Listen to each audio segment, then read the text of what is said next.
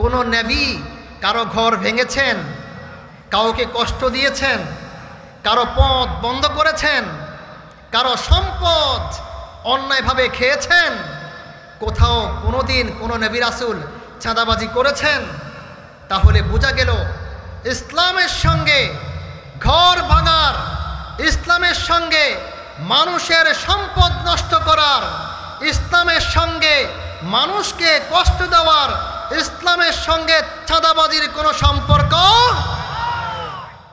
আজ আমাদের দেশে মেরুকরণ হচ্ছে, একটা দল তাওহীদের পক্ষে, একটা তাওহীদের বিপক্ষে, একটা ইসলামের পক্ষে আরেকটা ইসলামের বিপক্ষে, একটা শিরকের পক্ষে আরেকটা শিরকের বিপক্ষে, একটা ঈমানের পক্ষে আরেকটা ঈমানের বিপক্ষে, একটা নবী আদমের পক্ষে আরেকটা ইবলিসের পক্ষে, একটা নবী মূসার পক্ষে আরেকটা ফেরাউনের পক্ষে, একটা আবু জাহেলের দলে আরেকটা নবী মুহাম্মদুর রাসূলুল্লাহ সাল্লাল্লাহু আলাইহি ওয়াসাল্লামের দলে।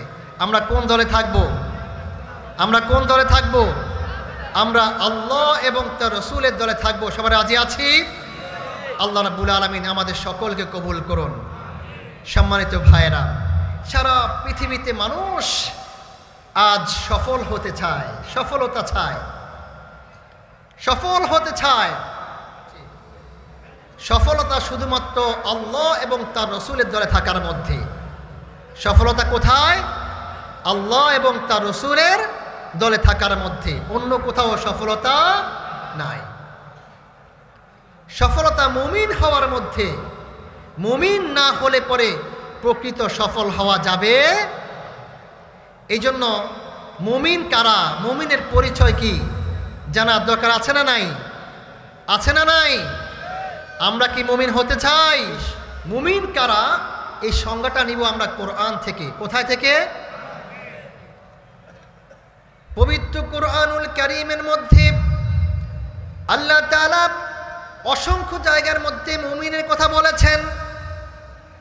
মুমিনদের কথা বলতে গিয়ে মুমিন নামে পবিত্র কোরআনুল কারীমে একটি সূরা রেখে দিয়েছেন। মুমিন নামে সূরা দিয়েছেন, মুমিনুন নামেও সূরা দিয়েছেন। এক বচন দিয়েছেন, বহু বচনও দিয়েছেন। কাফেরদের ক্ষেত্রে সূরাতুল কাফির নাই, এক বচন নাই। কাফিরুন নামে ছোট্ট একটা সূরা দিয়েছেন।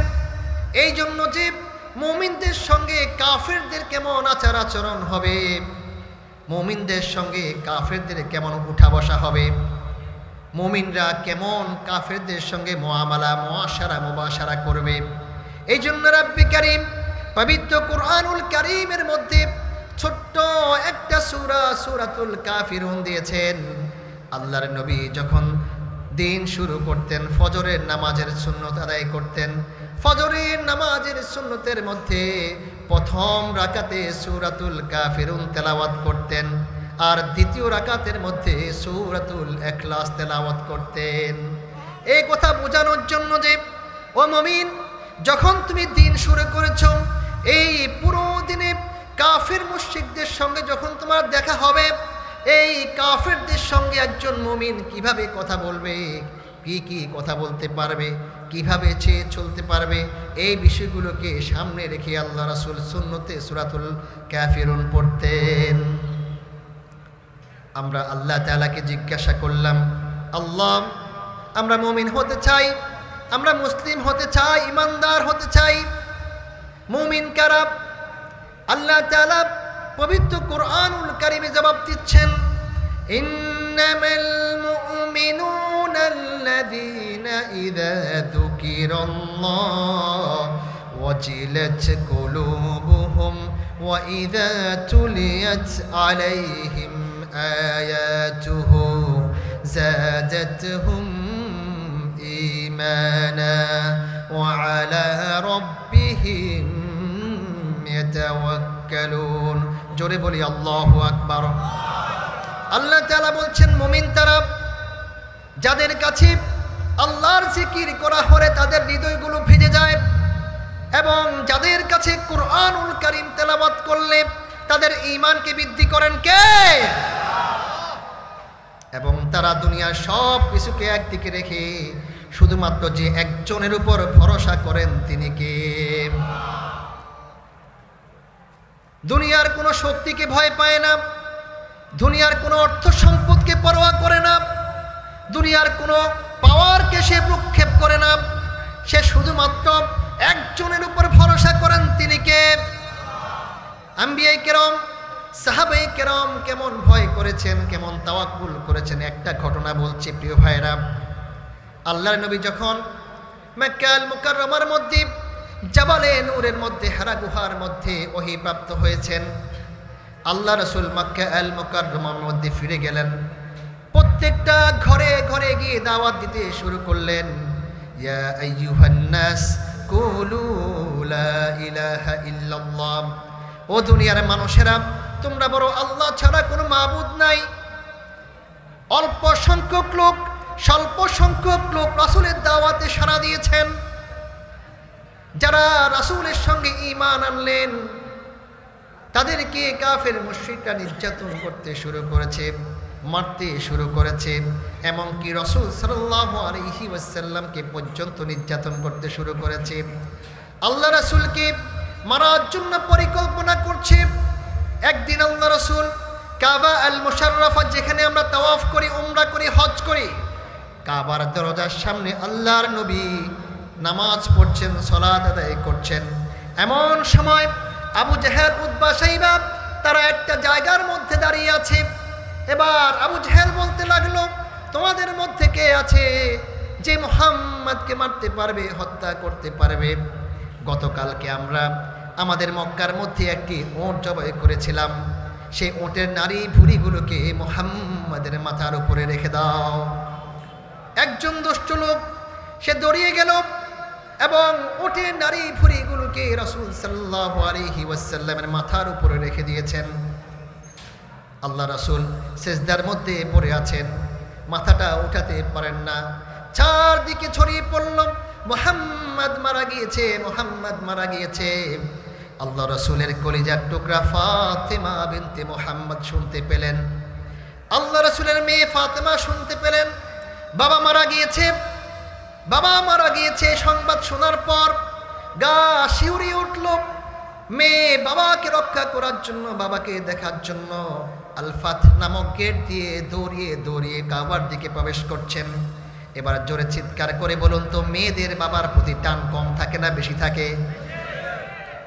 ফাতেমা বাবাকে রক্ষা করার জন্য গেলেন, গিয়ে দেখছেন কাফির মুশরিক আবু জেহেল, উতবা, শাইবা এক পাশে দাঁড়িয়ে হাসছে, আর বাবার মাথার উপরে ওঠে নারী ভুঁড়ি।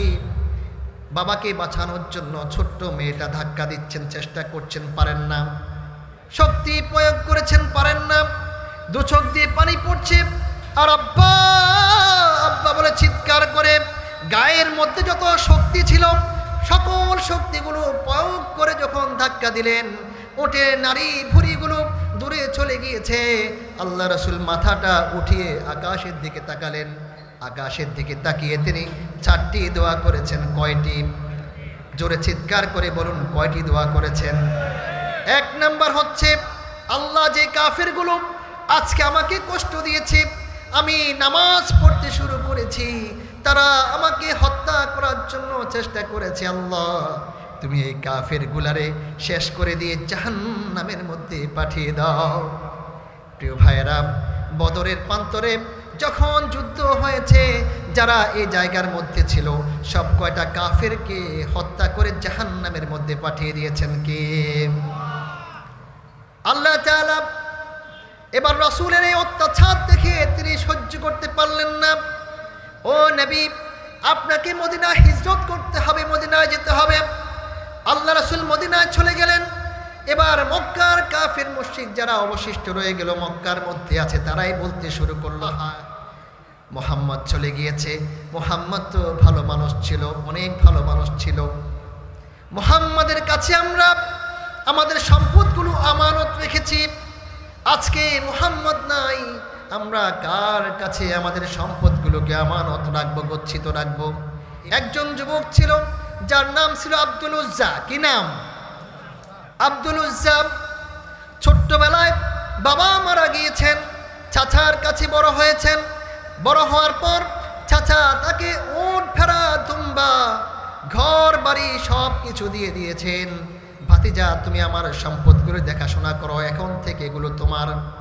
আব্দুল উজ্জা উট ছড়াচ্ছেন। তিনি এই প্রশংসা শুনছেন। এমন সময় আল্লাহ তাআলা আব্দুল উজ্জার অন্তরের মধ্যে ঈমানের নূরটা ঢেলে দিয়েছেন। আব্দুল উজ্জার অন্তরের মধ্যে যখন নূর আঘাত করেছে, ঈমান আঘাত করেছে, এবার আব্দুল উজ্জা দৌড় দিয়ে চাচার কাছে গেলেন। চাচা, আপনি কি মুহাম্মদ সম্পর্কে শুনেছেন? চাচা বললেন, শুনেছি। ও চাচা, আমি মুহাম্মাদের প্রতি ঈমান আনতে চাই। চাচা বললেন, সর্বনাশ, তুমি কি বলছো? এটা করা যাবে না, এটা মুখেও নেওয়া যাবে না। না চাচা, আমার অন্তর বলছে মুহাম্মদ সত্য নবী, আমি আর পারছি না, আমার অন্তরকে মানাতে পারছি না, আমি মুহাম্মাদের প্রতি ঈমান আনবো। এবার চাচার সামনে বলে উঠলেন, আশহাদু আল্লা ইলাহা ইল্লাল্লাহ মুহাম্মাদুর রাসূলুল্লাহ। জোরে চিৎকার বলি সুবহানাল্লাহ। ঈমান আনার সঙ্গে সঙ্গে চাচা বললেন, সর্বনাশ করেছ, তোমাকে এখনই এই ঈমান পরিহার করতে হবে।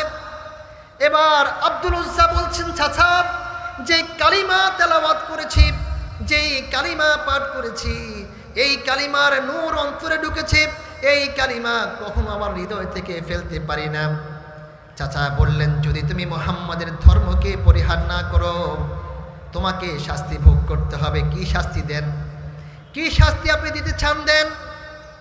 এবার চাচা বললেন, তোমার কাছে আমার যে অর্থ সম্পদ আছে, ওট ভেড়া দুম্বা যা কিছু আছে, ঘর বাড়ি যা কিছু আছে, সব কিছু ফেরত দিয়ে দাও। সঙ্গে সঙ্গে আব্দুল উজ্জা সব কিছু ফেরত দিয়ে দিলেন। ফেরত দিয়ে এবার তিনি পিছনের দিকে রওনা হলেন। চাচা বললেন, আব্দুল উজ্জা, কোথায় যাও? তোমার পরনের মধ্যে যেই জামা আছে, এই জামা কাপড়গুলো আমি দিয়েছি। তুমি যখন মুহাম্মাদের ধর্ম গ্রহণই করেছ, আমার জামাগুলো তুমি নিতে পারবে না, জামাগুলো খুলে দাও। ঈমানের টানে আব্দুল উজ্জা পরনের জামা কাপড়গুলো খুলে দিয়ে চাচার কাছে নিক্ষেপ করে দিলেন। বিবস্ত্র অবস্থায় আব্দুল উজ্জা আস্তে আস্তে করে মায়ের কাছে চলে গেলেন। মা যখন দেখলেন প্রাপ্তবয়স্ক সন্তান, প্রাপ্তবয়স্ক ছেলে উলঙ্গ হয়ে বিবস্ত্র হয়ে হাঁটছে, বিবস্ত্র হয়ে আসছে, মা চিৎকার করে কাঁদতে শুরু করলেন, চিৎকার করে কাঁদতে শুরু করলেন। কি হয়েছে আমার ছেলের? কি হয়েছে আমার ছেলের? আমার ছেলে কেন বিবস্ত্র অবস্থায় আসছে? বললেন, মা, আমার কিছুই হয় নাই, আমি শুধুমাত্র মুহাম্মাদুর রাসূলুল্লাহর প্রতি ঈমান এনেছি, এই জন্য চাচা আমার ওট ভেড়া দুম্বা ঘর বাড়ি সব নিয়ে গিয়েছেন। আমার পরনের মধ্যে যে কাপড় ছিল, আমার পরনের কাপড়টা পর্যন্ত আমার চাচা খুলে নিয়ে গিয়েছেন। মা, তোমার কাছে কোনো কাপড় আছে কি? মা বললেন, বাবা, আমার কাছে কোনো কাপড় নাই। মা ঘরের মধ্যে প্রবেশ করলেন। প্রবেশ করার পর দেখতে পেলেন একটি কাঁথা। কি আছে? কাঁথা গায়ে দিই না আমরা? একটি কাঁথা আছে। বললেন, বাবা, আমি শীত নিবারণ করার জন্য এই কাঁথাটা আমি গায়ে দেই, এই কাঁথাটা আমি গায়ে দেই, এই কাঁথা ছাড়া আমার কাছে কোনো কাপড় নাই, তুমি কাঁথাটা নিতে পারো। এবার আব্দুল উজ্জা কাঁথাটা নিয়ে দু টুকরো করলেন। এক টুকরো নিচে পরিধান করলেন লুঙ্গির মতো, আরেক টুকরো গায়ের মধ্যে দিয়ে মায়ের থেকে গায়ে নিয়ে রওনা হলেন রাসূলুল্লাহ সাল্লাল্লাহু আলাইহি ওয়াসাল্লামের দরবারের দিকে। খেয়ে না খেয়ে হেঁটে আরোহণ করে আব্দুল উজ্জা 15 থেকে 20 দিন পর মদিনা আল মুনাওয়ারার মধ্যে উপস্থিত হলেন। আব্দুল উজ্জা যখন মদিনায় উপস্থিত হলেন ভোর রাত্রে, বেলাল রাদিয়াল্লাহু তাআলা আনহু তিনি আজান দিচ্ছেন, ফজরের আজান। আসসালাতু খায়রুম মিনান নাওম। চারদিক থেকে সাহাবায়ে কেরাম পঙ্গপালের ন্যায় রাসূলের মসজিদের মধ্যে উপস্থিত হয়ে গেলেন। আল্লাহ রাসূল ফজরের নামাজের ইমামতি করলেন। ইমামতি করার পর যখন তিনি ফিরে বসলেন, ফিরে বসার সঙ্গে সঙ্গে দেখতে পেলেন একটা যুবক যে যুবকটা অনেক সফর করে এসেছে, অনেক দূর থেকে এসেছে, মনে হচ্ছে অনেক দিন খায় নাই। আল্লাহ রাসূল বিস্মিত হলেন, আশ্চর্য হয়ে সে যুবককে টান দিয়ে কাছে আনলেন, এদিকে আসো, তোমার পরিচয় কি, কোত্থেকে তুমি এসেছো, তোমার বাড়ি কোথায়? এবার আব্দুল উজ্জা বলতে শুরু করলেন।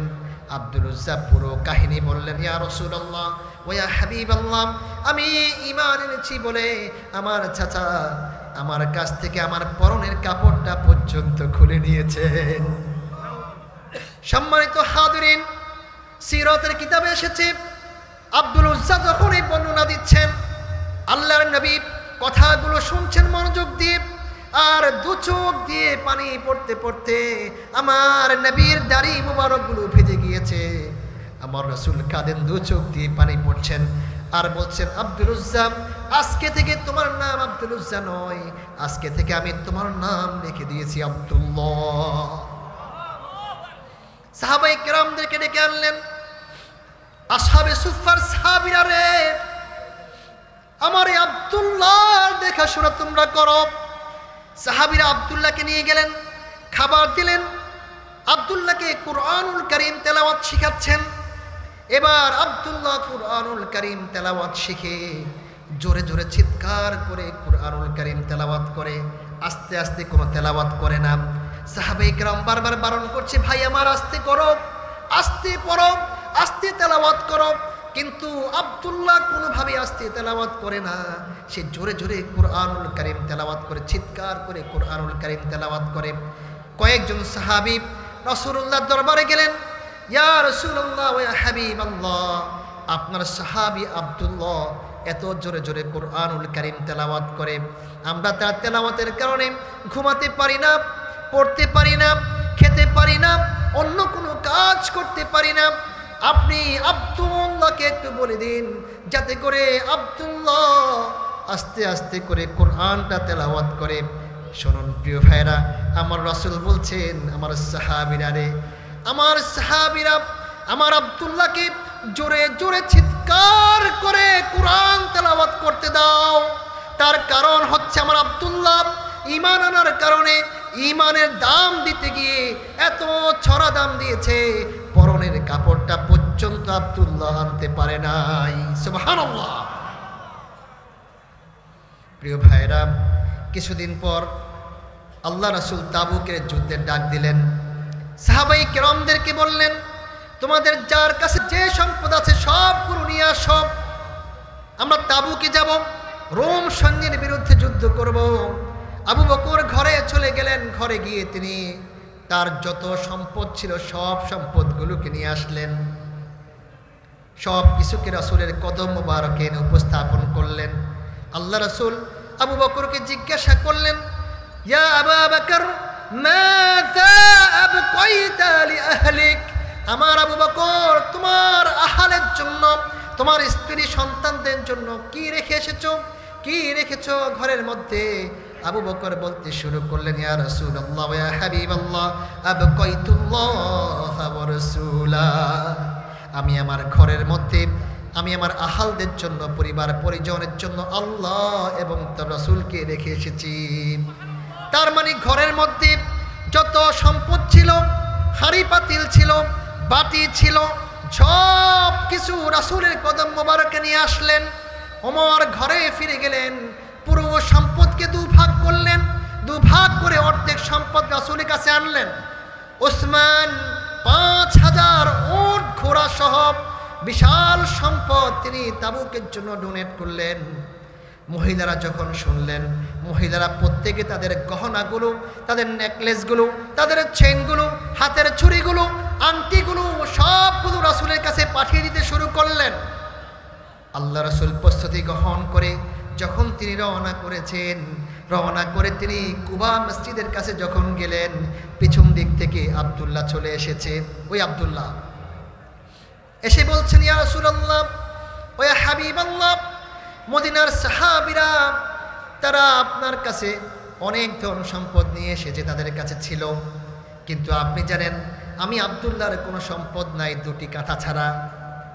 আমার কাছে শুধুমাত্র আমার এই জানটা আছে, জীবনটা আছে। ইয়া রাসূলুল্লাহ ওয়া ইয়া হাবিবাল্লাহ, আমি আমার কাছে থাকা এই জীবনটাকে, এই জানটাকে তাবুকের প্রান্তরে কুরবান করতে চাই। আপনি আল্লাহর কাছে দোয়া করুন যাতে করে আমি শহীদ হয়ে আমার জীবনটাকে তাবুকে দিতে পারি। আল্লাহ রাসূল বললেন, আব্দুল্লাহ দেখো একটা গাছ দেখা যায়, ওই গাছ থেকে একটা বাকল নিয়ে আসো। একটা বাকল নিয়ে আসলেন, আনার পর আল্লাহ রাসূল আব্দুল্লাহর হাতের মধ্যে বেঁধে দিলেন আর বললেন, আল্লাহ আমি আব্দুল্লাহর রক্তকে কাফেরদের জন্য হারাম করে দিয়েছি, তার মানে কোনো কাফের আমার আব্দুল্লাহকে মারতে পারবে না। সম্মানিত হাজিরিন, এবার আব্দুল্লাহ জোরে চিৎকার করে কাঁদতে শুরু করলেন, ইয়া রাসূলুল্লাহ ইয়া হাবিবাল্লাহ, আমি তো আপনাকে বলেছি আমি শহীদ হতে চাই, আপনি শহীদ হওয়ার জন্য দোয়া করবেন। আল্লাহ রাসূল বললেন, আমার আব্দুল্লাহ রে, যদি তোমার জ্বর হয়, জ্বরে আক্রান্ত হয়ে যদি তুমি ঘরের মধ্যে মারা যাও, তোমাকে যে একজন শহীদের মর্যাদা দিবেন তিনি কে? প্রিয় ভাইরা, আল্লাহ রাসূল তাবুকের ময়দানে চলে গিয়েছেন। রাতের বেলায় সাহাবায়ে কেরাম শুয়ে পড়লেন। আব্দুল্লাহ জ্বর হলো, জ্বরে আক্রান্ত হয়ে আব্দুল্লাহ মারা গিয়েছেন। সাহাবায়ে কেরাম রাসূলুল্লাহর কাছে গিয়ে বললেন, ইয়া রাসূলুল্লাহ ওয়া ইয়া হাবিবাল্লাহ, আপনার আব্দুল্লাহ মারা গিয়েছেন। আল্লাহ রাসূল বললেন, সাহাবীরা রে, আব্দুল্লাহর দাফন কাপড়ের ব্যবস্থা করো। আল্লাহ রাসূল নিজে দাঁড়িয়ে গিয়ে আব্দুল্লাহ জানাজার ইমামতি করেছেন। এবার আবু বকর ওমর আব্দুল্লাহর লাশটাকে কাঁধে করে সামনে নিয়ে যাচ্ছেন। আল্লাহ রাসূল বললেন, আবু বকর ওমর, আমার আব্দুল্লাহর লাশটাকে আস্তে আস্তে করে আনো, আস্তে আস্তে করে আনো, যাতে করে আমার আব্দুল্লাহ ব্যথা না পায়। সাহাবীদ্বয় আব্দুল্লাহর লাশটাকে কবর পর্যন্ত নিয়ে গিয়েছেন। এবার রাসূল নিজেই কবরের মধ্যে নামলেন, নেমে নিজের হাত দিয়ে আব্দুল্লাহর লাশটাকে সুন্দর করে আস্তে করে তিনি কবরে রেখে দিয়েছেন। রেখে তিনি বলছেন, আকাশের দিকে হাত বাড়িয়ে দিলেন আর বললেন, আল্লাহ ও আল্লাহ, আজকে সন্ধ্যা পর্যন্ত আমি তোমার এই আব্দুল্লাহর প্রতি রাজি ছিলাম, সন্তুষ্ট ছিলাম। ও আমার আল্লাহ, আপনি আমার আব্দুল্লাহর প্রতি রাজি সন্তুষ্ট হয়ে যান। এই জন্য আল্লাহর উপরে ভরসা করতে পারলে দুনিয়া ও আখিরাত অর্জন করার জন্য আমাদেরকে সুযোগ করে দিবেন কে? মুমিনদের 4 নাম্বার গুণ হলো তারা নামাজ প্রতিষ্ঠা করবে। الذين يؤمنون بالغيب ويقيمون الصلاة ومما رزقناهم ينفقون। ঈমান আনার পর নামাজ কায়েম করবা, নামাজ কায়েমের আন্দোলন করবা এবং রব্বে কারীম তোমাদেরকে যে রিজিক দিয়েছেন সেই রিজিক থেকে তোমরা খরচ করবা। প্রিয় ভাইয়েরা, আমাদের সমাজের মধ্যে অনেক লোক আছে নামাজ পড়ে না, আছে না নাই? আছে না নাই? আসতে বলতেছে, আছে না নাই? সাধারণ লোকরা তো নামাজ পড়ে না। অনেক নেতা আছে, ওই নেতারাও নামাজ পড়ে না, আছে না নাই? অনেক নেতা আছে, ওযু জানে না, কালিমা জানে না, নামাজ জানে না, কোরআন জানে না, আছে না নাই? বিভিন্ন সময় আমরা দেখতে পাই জানাজার সালাতের যখন ভিডিও ফুটেজগুলো আমাদের কাছে আসে, নেতারা এমনভাবে নামাজের মধ্যে দাঁড়ায় মনে হচ্ছে এই নেতাগুলো জীবনে কোনোদিন নামাজ পড়ে নাই। প্রিয় ভাইয়েরা, যে দলের নেতা নামাজ পড়ে না সেই দলের সাধারণ লোকেরাও নামাজ পড়ে না।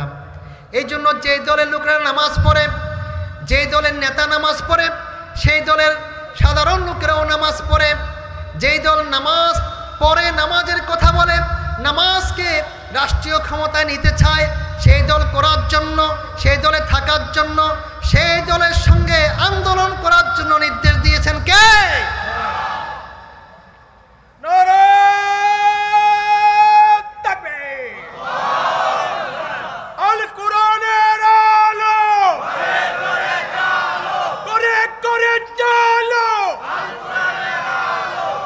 সমস্যার সমাধান দিতে পারে আল কুরআন।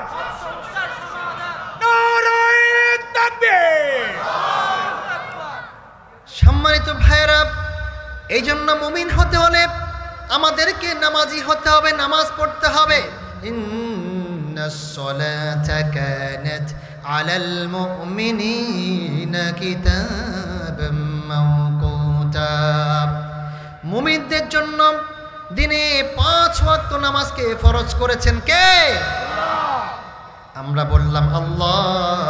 এই নামাজটা আমরা কিভাবে পড়ব গো আল্লাহ? আল্লাহ বললেন হাফিজু আলাস সালাওয়াত ওয়াস সালাতিল মুস্তা ওয়া কুমু লিল্লাহি কানিতিন। জোরে বলি আল্লাহু আকবার। আল্লাহ বললেন বান্দা ওয়াহিব, তোমরা সকল নামাজের প্রতি যত্নবান হও, সকল নামাজগুলো যত্ন সহকারে আদায় করো, বিশেষ করে আসরের নামাজ, মধ্যবর্তী নামাজ। কারণ আসরের নামাজের সময় মহিলারা তাদের পারিবারিক কাজগুলো, রান্না বান্নার কাজগুলো করে থাকে। আবার পুরুষরা বিকালবেলায় আসরের সময়ে তারা বাজারে যায়, হাটে যায়, তাদের অনেক প্রয়োজনীয় কাজগুলো করে। এই জন্য তোমরা স্পেশালি আসরের নামাজের প্রতি যত্নবান হবা।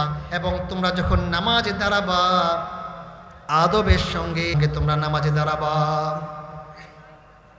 তোমরা নামাজ পড়বা খুশু খুদু সহকারে। আল্লাযীনা হুম ফি সলাতিহিম খাশিউন। মুমিন তারা যারা খুশু খুদু সহকারে নামাজ পড়ে। মুমিন যখন খুশু খুদু সহকারে সালাতে দাঁড়িয়ে যায়, তার ঈমানকে বৃদ্ধি করেন কে? এই জন্য বান্দা হে এমন ভাবে নামাজ পড়বা মনে হচ্ছে তুমি আল্লাহকে দেখছো। আনতা'বুদাল্লাহা কাআন্নাকা তারাহ ফাইন লাম তাকুন তারাহু ফাইন্নাহু ইয়ারাক। তুমি এমন ভাবে নামাজ পড়বা মনে করবা তোমার সামনে আল্লাহ আছে, আল্লাহকে তুমি দেখছো। আর যদি আল্লাহকে দেখতে না পাও তাহলে মনে করবা, মনে মনে ভাববা আল্লাহ তোমাকে দেখছেন, আল্লাহ তোমাকে দেখছেন। প্রিয় ভাইরা, আমাদের সমাজের মধ্যে অনেকে নামাজে দাঁড়ায়, নামাজ পড়ে, নামাজগুলো রাসূলের দেখানো পদ্ধতিতে হয় না। নামাজে দাঁড়িয়েছি, দাড়ি চুলকায়, আছে না নাই? জোরে বলতে হবে ভাইরা, আছে না নাই? নামাজে দাঁড়িয়েছি, মাথার টুপি ভাঁজ করে। নামাজে দাঁড়িয়েছি, কাপড় ঠিক করে। নামাজে দাঁড়িয়েছি, সামনের কাতারে কতজন লোক আছে সেটার দিকে তাকায়। নামাজে দাঁড়িয়েছে, ইমাম সাহেব কি করে সেদিকে খেয়াল করছে, মনোযোগী হয় না। আল্লাহ রাসূলের সামনে একজন সাহাবী নামাজে দাঁড়িয়ে গেলেন। নামাজে দাঁড়িয়ে তিনি তার দাড়িগুলো নাড়াচ্ছেন। আল্লাহ রাসূল বললেন লাউ খাশিয়া কলবুহু লা খাশিয়া জাওয়ারিহুহু। যদি আমার এই সাহাবীর অন্তরের মধ্যে আল্লাহর ভয় থাকতো তাহলে তার অঙ্গ প্রত্যঙ্গগুলো আল্লাহকে ভয় করত, সে কখনো নামাজের মধ্যে দাড়িগুলো নাড়াতে পারত না। একজন সাহাবী মসজিদে নববীর মধ্যে আসলেন, এসে তিনি নামাজ পড়লেন, সালাত আদায় করলেন। সালাত আদায় করে এবার রাসূলের কাছে এসে বললেন আসসালামু আলাইকা ইয়া আইয়ুহান নবী। ও নবী, আপনার উপরে সালাম বর্ষিত হোক। আল্লাহ রাসূল বললেন ইরজি ওয়াসাল্লি ফাইন্নাকা লাম তুসাল্লি। আমার সাহাবী, যাও যাও, ফিরে যাও, তুমি তোমার সালাতটাকে আবার আদায় করো। Go back, repeat your salah because you didn't offer your salah in a correct way. যাও, ফিরে গিয়ে তুমি সালাত আদায় করো। সাহাবী চলে গেলেন, তিনি সালাত আদায় করছেন। শেষ করে আবার রাসূলের কাছে আসলেন, আসসালামু আলাইকা আইয়ুহান নবী। আল্লাহ রাসূল বললেন ইরজি ওয়াসাল্লি ফাইন্নাকা লাম তুসাল্লি। আমার সাহাবী, যাও, ফিরে যাও, আবার তুমি সালাত আদায় করো, কারণ তোমার সালাতটা সঠিক হয় নাই। সাহাবী দ্বিতীয়বার গেলেন, আবার তিনি সালাত আদায় করে আবার ফিরে আসলেন। আল্লাহ রাসূল বললেন ইরজি ওয়াসাল্লি ফাইন্নাকা লাম তুসাল্লি। যাও, আবার তুমি সালাত আদায় করো, কারণ তুমি যে সালাত আদায় করেছো এটা সঠিক পদ্ধতিতে হয় নাই। তৃতীয়বার সালাত আদায় করে যখন আসলেন, আল্লাহ রাসূল সেম কথা বলার সঙ্গে সঙ্গে সাহাবী বলতে শুরু করলেন ওয়াল্লাযী বা'আসাকা বিল হক ওয়াল্লাযী বা'আসাকা বিল হক মা উহসিনু গায়রাহু ফাআল্লিমনি ও নবী, যে আল্লাহ আপনাকে সত্য সহকারে পাঠিয়েছেন সে আল্লাহর কসম করে বলছি আমি এর থেকে ভালো করে নামাজ পড়তে জানি না, আপনি আমাকে শিখিয়ে দেন, আমি তো জানি না। এবার রাসূল বললেন, সাহাবীরে, যখন তুমি নামাজ পড়বা, যখন তুমি রুকুতে যাবা, তোমার পিঠটাকে সুন্দর করে সমানভাবে রাখবে, সোজা করে দিবে। তোমার পিঠের উপরে যদি একটি পানির গ্লাস রাখা হয়, সে পানির গ্লাসটি নড়বে না, ঠিক থাকবে, স্থির থাকবে। যখন তুমি সেজদায় যাবে, তোমার দেহের অঙ্গ প্রত্যঙ্গের 7টি অঙ্গকে লাগিয়ে মাটির মধ্যে লাগিয়ে তুমি সেজদা করবে। এবং তিনি বললেন, সল্লু কামা রাআইতুমুনি উসাল্লি, ও উম্মতেরা, আমি যেভাবে নামাজ পড়েছি, নামাজ পড়তে বলেছি, তোমরা আমার মতো নামাজ পড়ো। কিন্তু রাসূলের দেখানো পদ্ধতিতে কি নামাজ হয়? নামাজ হয়? আমাদের সমাজের মধ্যে তাকালে আমরা দেখতে পাই কত ধরনের নামাজ। কোন কোন নামাজ 5G আছে না নাই, কোন কোন নামাজ 4G, আবার কোন কোন নামাজ 3G, এত তাড়াতাড়ি পড়ে যে 20 রাকাত নামাজ 15 মিনিটও পরে, এমন ডাকাত আছে না নাই? সামনে রমজান আসতেছে না? রমজানের মধ্যে দেখা যায় এমন মসজিদ পাওয়া যায় যে মসজিদের মধ্যে 20 রাকাত তারাবি 15 মিনিটে পড়ে, আছে না নাই? কথা বলে না। আবার এমনও সংবাদ আমাদের কানে এসেছে, কিছু কিছু মসজিদের মধ্যে হাফেজদের জিজ্ঞাসা করে 20 রাকাত নামাজ তুমি কত মিনিটে পড়াতে পারবা? যে ব্যক্তি সবচেয়ে কম সময় বলবে তাকে হাফেজ হিসাবে নিয়োগ দেওয়া হয়। আবার আমাদের অনেক যুবকরা আছে, এই মসজিদে যায়, ওই মসজিদে যায়, এখানে যায়, ওখানে যায়, দেখে কোন মসজিদের মধ্যে কম সময়ে নামাজ পড়া হয়। যেই মসজিদের মধ্যে ইমাম সাহেব খুব তাড়াতাড়ি নামাজ পড়ে সেখানে নামাজ পড়ে। আল্লাহ রাসূল বললেন, এই লোকগুলো হচ্ছে নামাজ চোর। নামাজ চোর। কি চোর? নামাজ চোর। আসওয়াউন নাসি সারিকাতান আল্লাযী ইয়াসরিকু মিন সালাতি, দুনিয়ার মধ্যে সে হলো নিকৃষ্ট চোর, যেই লোকটা নামাজের মধ্যে চুরি করে। সাহাবায়ে কেরাম জিজ্ঞাসা করলেন, ও ইয়া রাসূলুল্লাহ, ইয়া হাবিবাল্লাহ, কাইফা ইয়াসরিকুন নাসু মিন সালাতি, কিভাবে মানুষ নামাজের মধ্যে চুরি করে? আল্লাহ রাসূল বললেন, লা ইউতিম্মু রুকুআহা ওয়ালা সুজুদা, সে রুকু সেজদাগুলো ঠিক মতো আদায় করে না, রুকু সেজদাগুলো ঠিক মতো আদায় করে না, সে হলো নামাজ চোর। সম্মানিত ভাইয়েরা, আমার রাসূল যে নামাজ শিখিয়েছেন, রাসূলের নামাজের দিকে তাকালে আমরা দেখতে পাই রাতের বেলা রাসূল যখন নামাজ পড়তেন এমনভাবে নামাজ পড়েছেন, দীর্ঘ সময় লং টাইম তিনি কেরাত পড়েছেন। কেরাত পড়তে পড়তে দাঁড়িয়ে থাকতে থাকতে আল্লাহ রাসূলের পাগুলো ফুলে গিয়েছে। তিনি যখন সেজদায় গিয়েছেন এত লং টাইম সেজদা দিয়েছেন যে সেজদার কারণে তিনি পড়ে আছেন। মা আয়েশা বলছেন, আল্লাহ রাসূল এত লং টাইম সেজদা দিয়েছেন, আমি ভেবে নিয়েছি আল্লাহ রাসূল হয়তোবা মারা গিয়েছেন। যখন আমি রাসূলের পায়ের মধ্যে চিমটি কাটলাম, আল্লাহ রাসূল যখন নড়ে চড়ে উঠলেন, তখন বুঝতে পেরেছি আমার নবী জীবিত আছেন। জাতুর রিকা নামক একটা যুদ্ধ হয়েছে। সেই যুদ্ধে যাওয়ার পর আল্লাহ রাসূল সন্ধ্যাবেলায় সাহাবায়ে কেরামদেরকে লক্ষ্য করে বললেন, তোমাদের মধ্যে কে আছে আজকে রাতে পাহারাদারির দায়িত্ব পালন করবে? দুজন সাহাবী দাঁড়িয়ে গেলেন, একজন আনসার আরেকজন মুহাজির। ইয়া রাসূলুল্লাহ, ইয়া হাবিবাল্লাহ, আমরা আপনার এবং আপনার সাহাবীদের পাহারাদারির দায়িত্ব পালন করব। আল্লাহ রাসূল সাহাবীদেরকে বললেন, তোমরা সুড়ঙ্গ পথে চলে যাও, অনেক দূরে অবস্থান করো, এই দিক থেকে শত্রু আসতে পারে। সাহাবীদ্বয় সেখানে চলে গেলেন এবং পাহারাদারির দায়িত্ব পালন করতে শুরু করেছেন। একটু পর একজন আরেকজনকে বলছেন, মুহাজির সাহাবীকে বলছেন, আনসার সাহাবী, আমার ভাই, আমরা দুজনে একসঙ্গে দাঁড়িয়ে থাকার দরকার নাই, একজনে ঘুমিয়ে পড়ে আরেকজনে দায়িত্ব পালন করি। তারপর মুহাজির সাহাবীকে ঘুমিয়ে দিয়ে আনসার সাহাবী দায়িত্ব পালন করছেন। কিছুক্ষণ দায়িত্ব পালন করার পর এবার তিনি চিন্তা করতে লাগলেন, শুধু শুধু দাঁড়িয়ে থেকে লাভ কি? এই সময়টা নামাজ পড়তে পারি, নামাজ শুরু করলেন, নামাজ পড়ছেন, তেলাওয়াত করে যাচ্ছেন।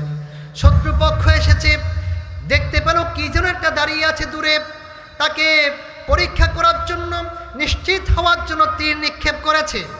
তীরটা এসে সাহাবীর বাহুর মধ্যে বিঁধে গিয়েছে। তিনি ভ্রুক্ষেপ করলেন না, খেয়াল করলেন না, তেলাওয়াত করেই যাচ্ছেন। আবার সে তীর নিক্ষেপ করল, দ্বিতীয় তীরটা বাহুর মধ্যে নিক্ষেপ হলো। আবার তীর নিক্ষেপ করলো, তৃতীয় তীরটা তার বাহুর মধ্যে নিক্ষেপ হয়ে গেল। এবার সাহাবী চিন্তা করতে শুরু করলেন, যদি আমি এভাবে কন্টিনিউ করি হয়তোবা আমি শহীদ হয়ে যাব। আমি যদি শহীদ হয়ে যাই, শত্রুপক্ষ আমার রাসূলের উপর আক্রমণ করবে, আমার রাসূলের ক্ষতি হতে পারে। এই চিন্তা করে রুকুর মধ্যে গেলেন।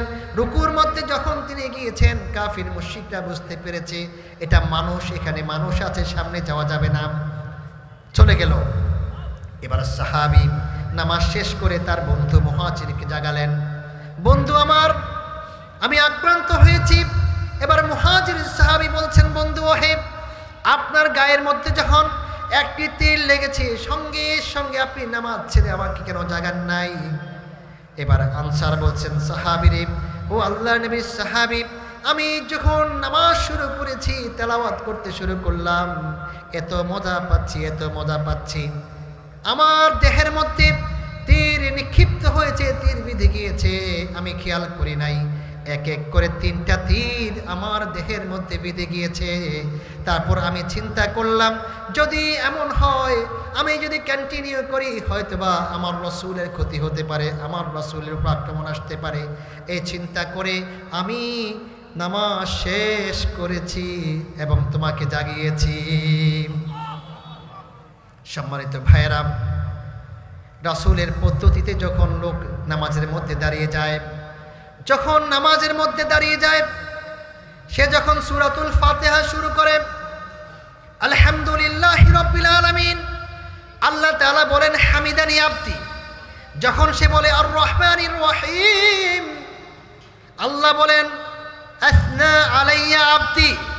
যখন সে বলে মালিক ইয়াউমিদ্দিন, আল্লাহ বলেন মাজ্জাদানি আবদি, আমার বান্দা আমাকে মর্যাদা দিয়েছে। যখন সে ইয়্যাকা না'বুদু থেকে শুরু করে সূরাতুল ফাতিহা শেষ করে, আল্লাহ তাআলা বলতে থাকেন, বান্দা ওহে, নামাজের মধ্যে এত প্রেমের খেলা খেললি রে বান্দা, তোর কি দরকার আছে বল, তোর কি চাই, তোর সকল হাজতগুলো আমি রব্বে কারীম পূরণ করব। বান্দা যখন রুকুর মধ্যে যায়, আল্লাহ অস্থির হয়ে যান। রুকু শেষ করে যখন সেজদার মধ্যে যান, আল্লাহ তাআলা ফেরেশতাদেরকে ডাক দেন, ফেরেশতা ওয়াহিব, আমার এই গোলাম, আমার এই বান্দা আমাকে দেখেছে নাকি? না, আপনাকে দেখে নাই। আমার জান্নাত জাহান্নাম দেখেছে নাকি? না, দেখে নাই। আমার ফেরেশতা তোমাদেরকে দেখেছে নাকি? দেখে নাই। আমার রাসূলকে দেখেছে নাকি? দেখে নাই। আমার এই বান্দাগুলো আমাকে দেখলো না, আমার জান্নাত জাহান্নাম কিছু দেখলো না, ফেরেশতাদেরকে দেখলো না, রাসূলকে দেখলো না, শুধুমাত্র কোরআন এবং হাদিস দেখে, কোরআন এবং হাদিসের মধ্যে যা আছে সেগুলো বিশ্বাস করে ইবাদত করছে, নামাজ পড়ছে। ও আমার ফেরেশতারা, তোরা সাক্ষী থেকে যা, আমার রহমতের জোশ মেরেছে, আমি আমার এই বান্দাগুলোকে ক্ষমা করে দিলাম। সম্মানিত ভাইরা, এবার আমরা আল্লাহকে জিজ্ঞাসা করলাম, আল্লাহ, এই নামাজটা আমরা কখন আদায় করব? আল্লাহ বললেন, আকিমিস সালাতা লিদুলুকিশ শামসি ইলা গাসাকিল লাইল ওয়া কুরআনাল ফাজর ইন্না কুরআনাল ফাজরি কানা মাশহুদা। সূর্য ডলে পড়ার পর থেকে শুরু করে রাত্রির অন্ধকার পর্যন্ত নামাজ পড়বে এবং ফজরের পরে কোরআনুল কারীম তেলাওয়াত করবে। যে গোলাম 5 ওয়াক্ত নামাজ পড়ে ফজরের পরে কোরআনুল কারীম তেলাওয়াত করবে, রব্বে কারীম কিয়ামতের মাঠে সেই কোরআনকে তার জন্য সাক্ষী বানিয়ে দিবেন। ওয়া মিনাল লাইলি ফাতাহাজ্জাদ বিহি নাফিলাতাল লাক আসা আন বাআসাকা রাব্বুকা মাকামান মাহমুদা। ও গোলাম, 5 ওয়াক্ত নামাজ ফরজ করেছি। 5 ওয়াক্ত নামাজ আদায় করার পাশাপাশি গভীর রাতে যখন তুমি উঠে নফল হিসাবে তাহাজ্জুদের সালাত আদায় করবে, আল্লাহ রাব্বুল আলামিন দুনিয়া ও আখিরাতে তোমার সম্মান বাড়িয়ে দিবেন। জোরে বলি সুবহানাল্লাহ। সম্মানিত ভাইরা, আমাদের সমাজের মধ্যে অনেক লোক আছে নামাজ পড়ে না, আবার অনেকে আছে নামাজ পড়ে, রোজা রাখে, হজ করে, যাকাত দেয়,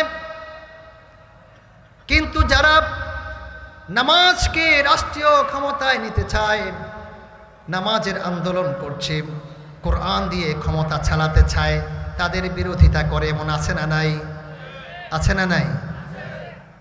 তাদেরকে মিথ্যা অভিযোগ দিয়ে জেল জুলুম করে, হামলা মামলা করে, ফাঁসি পর্যন্ত পৌঁছিয়ে দেয়। তারা কি মুমিন? তারা কি মুমিন? কথা বলে না। তারা কি মুমিন? কথা আমার না আল্লাহর? কথা আমার না আল্লাহর? আল্লাহ বলছেন, ওমিনান নাসি মান ইয়াকুলু আমান্না বিল্লাহি ওয়া বিল ইয়াউমিল আখির ওয়া মা হুম বিমুমিনিন।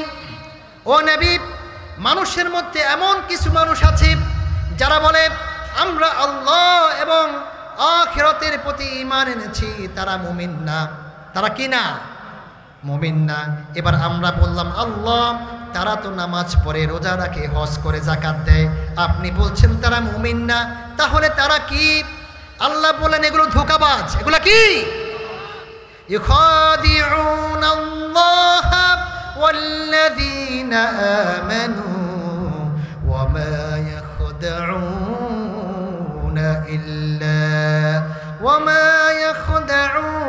ইল্লা আনফুসাহুম ওয়া মা ইয়াশউরুন।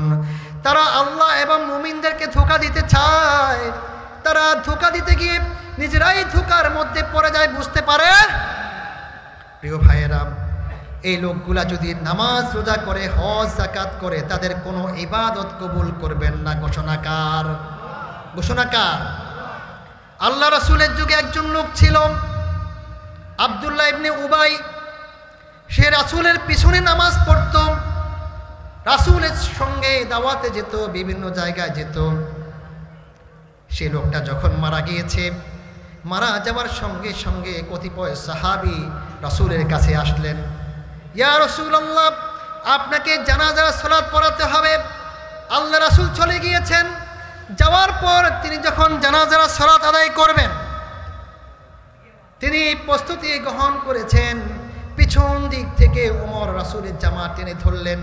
ইয়া রাসূলুল্লাহ ওয়া ইয়া হাবিবাল্লাহ, আলা আতুবিল্লাহ কাদা কাদা ওয়া কাদা ইয়াউদ্দু আইয়ামা। ও নবী, আপনি কি আল্লাহর এই শত্রুর যারা যারা সালাত আদায় করবেন, সে তো আল্লাহর শত্রু, আপনাকে অনেক কষ্ট দিয়েছে, আপনার সঙ্গে খারাপ কাজ করেছে। উহুদের যুদ্ধে যখন আপনি 3000 বাহিনীর মোকাবেলা করার জন্য 1000 মুসলিম নিয়ে রওনা হয়েছেন, পিছন দিক থেকে 300 সৈন্য নিয়ে এসে পলায়ন করেছে। ইয়া রাসূলুল্লাহ, আপনি তার জানাজার সালাত আদায় করবেন না।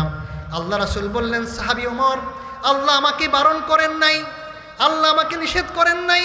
আল্লাহ রাসূল এই লোকটার জানাজা পড়ালেন, ইস্তেগফার করলেন, মুখের থুতু তার গায়ের মধ্যে লাগিয়ে দিলেন। আরশে আযীমের উপর থেকে আল্লাহ তাআলা জিবরিলকে পাঠিয়ে দিলেন, ও নবী, ইন তাস্তাগফির লাহুম 70 মাররাতান ফালাই ইয়াগফিরুল্লাহু লাহুম। ও নবী, আপনি যদি ইস্তেগফার করতে করতে 70 বার ইস্তেগফার করেন, আপনার এই লোকটাকে আল্লাহ কখনোই ক্ষমা করবেন না। এই জন্য আল্লাহ বলছেন, ওয়ালা তুসাল্লি আলা আহাদিম মিনহুম মাতা আবাদা ওয়ালা তাকুম আলা কবরি। ও নবী, এই লোকগুলো যদি মারা যায়, আপনি তাদের কবরের পাশে দাঁড়াবেন না, আপনি তাদের জানাজার সালাত আদায় করবেন না। তারা মুনাফিক, তারা ধোঁকাবাজ, এদের জন্য দোয়া করা যাবে? সম্মানিত হাদিরিন, ওমর এমন একজন সাহাবী ছিলেন যে সাহাবীর পরামর্শকে সমর্থন জানিয়ে আল্লাহ তাআলা 5 জায়গার মধ্যে কোরআন অবতীর্ণ করেছেন। কয় জায়গায়? 5 জায়গায় ওমরের সমর্থন জানিয়ে কোরআন অবতীর্ণ করেছেন। আল্লাহর নবী বললেন, আনা খাতামুন নাবিয়্যিন লা নাবিয়্যা বাদি, আমি সর্বশেষ নবী, আমার পরে কোনো নবী আসবে না। লাউ কানা বাদি নাবিয়্যুন লাকানা ওমর, যদি আমার পরে কোনো নবী আসতো, কোনো নবী হতো, ওমরকে নবী বানাতেন কে? জোরে বলতে হবে, নবী বানাতেন কে? ওমর যেমনিভাবে কাফেরদের জন্য কঠোর ছিলেন, কোনো মুনাফিক যদি বেয়াদবি করত সেক্ষেত্রে ওমর খুব কঠিন ছিলেন। একবার আল্লাহ রাসূল সাল্লাল্লাহু আলাইহি ওয়াসাল্লামের কাছে দুজন লোক আসলো, একজন মুসলিম, একজন ইয়াহুদ। ইয়া রাসূলুল্লাহ, আমাদের বিচার করে দিন। আল্লাহ রাসূল ন্যায় বিচারের জন্য ইয়াহুদির পক্ষে রায় দিয়েছেন, কিন্তু মুসলিম লোকটা, মুমিন লোকটা সেই বিচার মেনে নিলেন না। এবার তিনি আবু বকরের কাছে গিয়ে বললেন, আবু বকর, আল্লাহ রাসূল এই রায় দিয়েছেন, এই বিচার করেছেন, আপনি আমার এই বিচারটা আবার করে দিন। আবু বকর বলছেন, আল্লাহ রাসূলের বিচারের পর এই পৃথিবীতে আর কোনো বিচার করার মতো লোক আছে? আছে? লোকটা চলে গেল ওমরের কাছে। ওমর, আমাকে সানি করাইয়া দাও। ওমর বললেন, তাহলে আউয়াল কে করেছে? আল্লাহর নবী করেছেন। আল্লাহর নবীর রায় কি তোমার পছন্দ হয় নাই? না, পছন্দ হয় নাই। তাহলে একটু দাঁড়াও, ওমর সানি করাইতে হইলে ঘরের মধ্যে যেতে হবে, তুমি একটু দাঁড়াও। ওমর ঘরের মধ্যে গেলেন। ঘরের মধ্যে গিয়ে খোলা তরবারিটা এনে লোকটার ঘাড়ের মধ্যে এমন জোরে কোপ মারলেন, লোকটার মাথাটা দেহ থেকে বিচ্ছিন্ন হয়ে মাটিতে পড়ে গিয়েছে। সাহাবায়ে কেরাম চিৎকার করতে শুরু করলেন, ওমর কি করেছে, ওমর কি করেছে, একজন মুমিন মুসলমানকে খুন করে ফেলেছে। আল্লাহ রাসূল অস্থির হয়ে পড়লেন, পেরেশান হয়ে গেলেন, তুমি একজন মুমিনকে হত্যা করেছ, তুমি একজন মুমিনকে হত্যা করেছ। যখন রাসূল পেরেশান হয়ে গেলেন, আরশে আযীমের উপর থেকে আল্লাহ তাআলা ওহী অবতীর্ণ করলেন, ফালা ওয়া রাব্বিকা লা ইউমিনুনা হাত্তা ইউহাক্কিমুকা ফীমা শাজারা বাইনাহুম। ও নবী, তারা কখনো মুমিন হতে পারে না, তারা কখনো মুমিন হতে পারে না যারা তাদের মধ্যে সৃষ্ট বিবাদের ব্যাপারে আপনি নবীকে তারা বিচারক মানতে পারলো না, তারা মুমিন হতে পারে নাই। আপনার ওমর যে কাজ করেছে সেটা সঠিক করেছেন। সুবহানাল্লাহ। আমাদের সমাজের মধ্যে অনেক লোক আছেন যে লোকগুলো নামাজ পড়ে, রোজা রাখে, হজ করে, যাকাত দেয়, কিন্তু দুনিয়ার স্বার্থে তারা এমন কিছু লোকের পিছনে দৌড়ায় যে লোকগুলো নামাজ পড়ে না, রোজা রাখে না, হজ করে না, যাকাত দেয় না। আছে না নাই? এমন নেতার পিছনে দৌড়ায় যে নেতা জীবনে কোনোদিন নামাজ পড়লো না। আছে না নাই? তারা জানে না কিয়ামতের দিন তাদেরকে এই নেতার নামে ডাকা হবে। এই জন্য আল্লাহ তাআলা আমাদেরকে বলেছেন, দুনিয়ার মানুষ, দুনিয়ার মধ্যে তোমাকে আগে নেতা নির্বাচন করতে হবে, তোমাকে আগে পীর নির্বাচন করতে হবে, তোমাকে আগে আলেম নির্বাচন করতে হবে। তুমি কার কাছে যাইবা, কার স্লোগান দিবা, তার কারণ হচ্ছে কিয়ামতের দিন তোমাকে ওই পীরের নাম ধরে ডাকবেন কে? তোমাকে কিয়ামতের দিন তোমার নেতার নাম ধরে ডাকবেন কে? ইয়াউমা নাদউ কুল্লা উনাসিন বিইমামিহিম।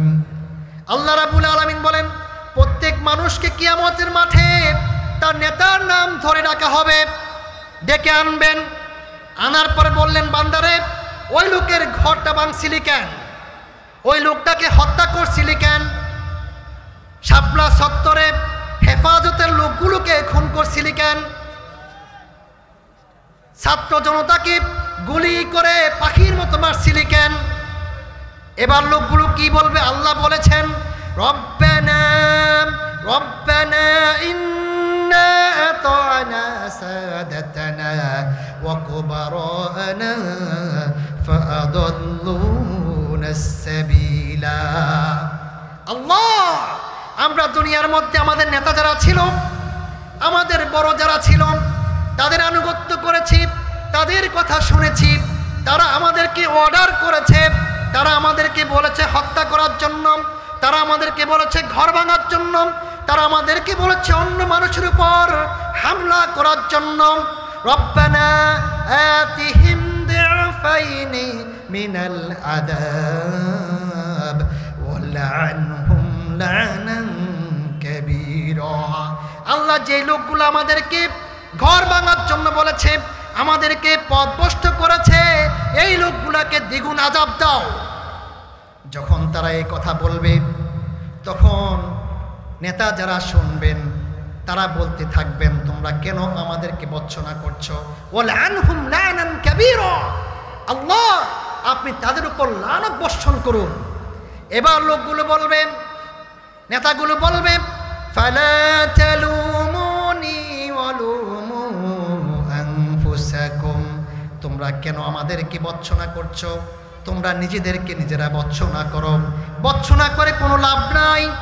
আজকের এই কিয়ামতের মাঠে আমি তোমাদের কোনো উপকার করতে পারবো, আবার তোমরাও আমাদের কোনো উপকার করতে পারবা না।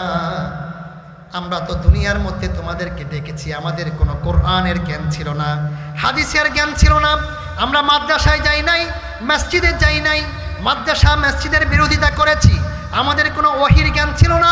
ইল্লা আন দাআউতুকুম ফাস্তাজাবতুম লি, আমরা তোমাদেরকে দুনিয়ার স্বার্থে, দুনিয়ার ক্ষমতার জন্য, দুনিয়ার প্রশাসনের জন্য, দুনিয়ার রাজত্বের জন্য তোমাদেরকে ডেকেছিলাম, আমাদের ডাকে সাড়া দিয়েছ, আমাদের কোনো দোষ নাই। আজকে তোমরা আমাদেরকে বর্জনা করো না।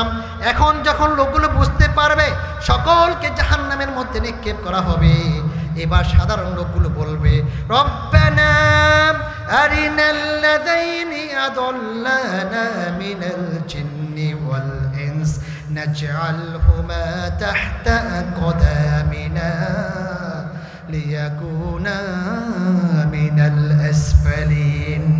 আল্লাহ যে লোকগুলো আমাদেরকে পথভ্রষ্ট করেছে, O Allah show us those leader who made us astray, যারা আমাদেরকে পথভ্রষ্ট করেছে তাদেরকে নিয়ে আসেন, তাদেরকে দেখিয়ে দেন, তাদেরকে আমাদের পায়ের নিচে দিয়ে আমরা জাহান্নামের মধ্যে যাব।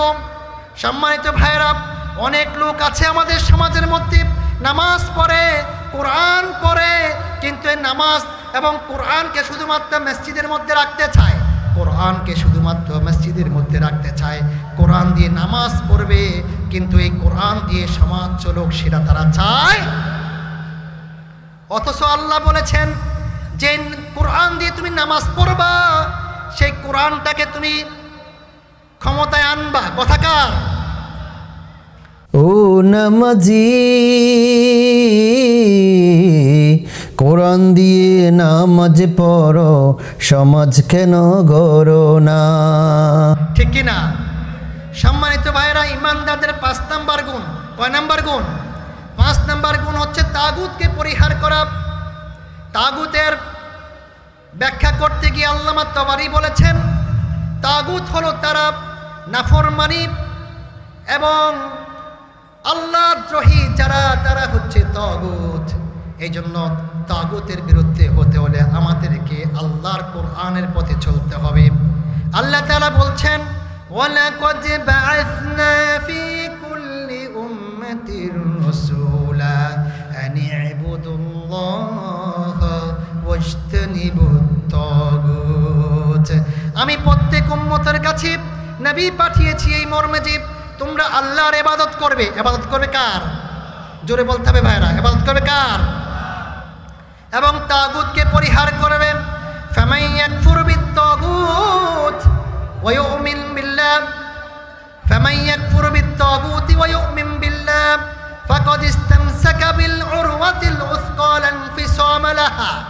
যে ব্যক্তি তাগুতের প্রতি কুফরি করলো, তাগুতকে অস্বীকার করলো, রব্বে কারীমের প্রতি ঈমান আনলো, সে এমন রশিকে ধারণ করেছে, এমন রজ্জুকে ধরেছে যে রজ্জুটা কখনো ছিঁড়বে না।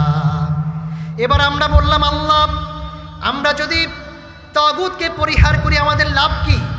আল্লাহ বললেন ওয়াল্লাযীনা ইজতানাবুত তাগুতা আইয়াবুদুহা ওয়া আনাবু ইলাল্লাহ, যে ব্যক্তি তাগুতের পূজা অর্চনাকে পরিহার করল, তাগুতের পূজা অর্চনাকে পরিহার করে রব্বে কারিমের দিকে ফিরে এসেছে, তার জন্য সুসংবাদ আছে।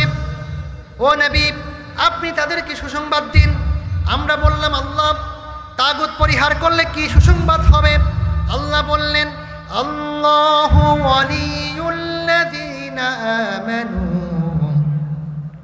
ইউখরিজুহুম মিনাজ-যুলুমাতি ইলান-নূর। যারা তাগুতকে পরিহার করলো তারা মুমিন। তারা কি ভাই? মুমিনদের অভিভাবক একজন, যিনি কে? মুমিনদের অভিভাবক হচ্ছেন আল্লাহ। এই আল্লাহ তাদেরকে অন্ধকার থেকে আলোর দিকে আনবেন। আর যারা কুফরি করেছে তাদের অভিভাবক হচ্ছে তাগুত, তাদেরকে নূর থেকে অন্ধকারে নিয়ে যাওয়া হবে এবং তাদের জায়গা হবে জাহান্নামের মধ্যে। এই জন্য সব সময় আল্লাহর ভালোবাসা, আল্লাহর ভয় অন্তরে রাখতে রাজি আছি আমরা? আল্লাহকে ওলি মানতে রাজি আছি? যদি আল্লাহকে অভিভাবক মানা যায়, আল্লাহর ভয় অন্তরে রাখা যায়, দুনিয়া ও আখিরাতের সব কাজগুলো সহজ করবেন কে?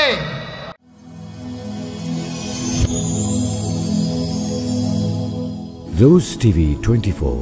Enjoy by listening to the Holy Quran.